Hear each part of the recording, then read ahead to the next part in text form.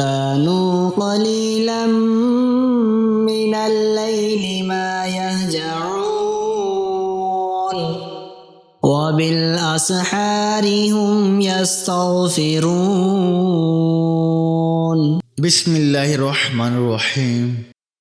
شروع کرتا ہوں اللہ کے نام سے جو بڑا مہربان نہایت رحم والا ہے۔ دعا کی فضیلت۔ دعا کے معنی پکارنے اور بلانے کے ہیں۔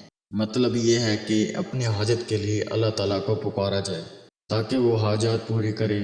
اللہ تعالیٰ فرماتا ہے تم مجھے پکارو میں تمہاری دعا قبول کروں گا، اور فرمایا جب پکارنے والا مجھے پکارتا ہے تو میں اس کے پکار کو قبول کر لیتا ہوں، اور فرمایا لوگوں اپنے پروردگار کو گڑ گڑا کر اور پکارو۔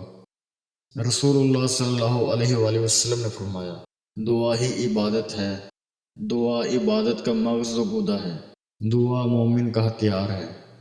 اللہ تعالیٰ کے نزدیک دعا سے زیادہ عزت والی کوئی چیز نہیں، اور دعا تقدیر کو بھی پھیر دیتی ہے۔ دعا ہر مصیبت کو روکنے والی ہے۔ جو اللہ سے نہیں مانگتا اللہ تعالیٰ اس سے ناراض ہو جاتا ہے۔ یعنی دنیا کے لوگ مانگنے سے ناراض ہوتے ہیں مگر اللہ تعالیٰ مانگنے سے خوش اور نہ مانگنے سے ناراض ہوتا ہے۔ یعنی کسی انسان سے اپنی حاجت مت مانگو، اس سے مانگو جس کے کرم و سخاوت کے دروازے ہر وقت کھلے رہتے ہیں، کبھی بند نہیں ہوتے۔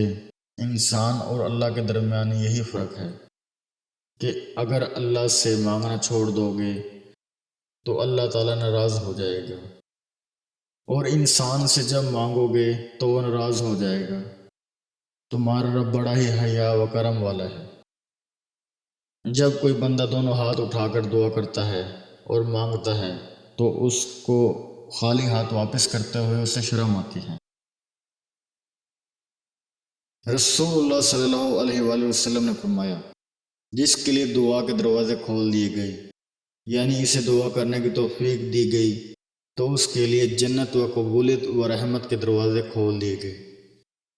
جو اللہ سے سوال کرتا ہے تو اللہ تعالیٰ اسے ان 3 چیزوں میں سے ایک ضرور دیتا ہے، یا تو وہی چیز عطا فرماتا ہے جو وہ مانگتا ہے، یا اس سے بہتر کوئی چیز دیتا ہے، یا اس کے ذریعے سے کوئی بڑی آنے والی مصیبت کو دور کر دیتا ہے۔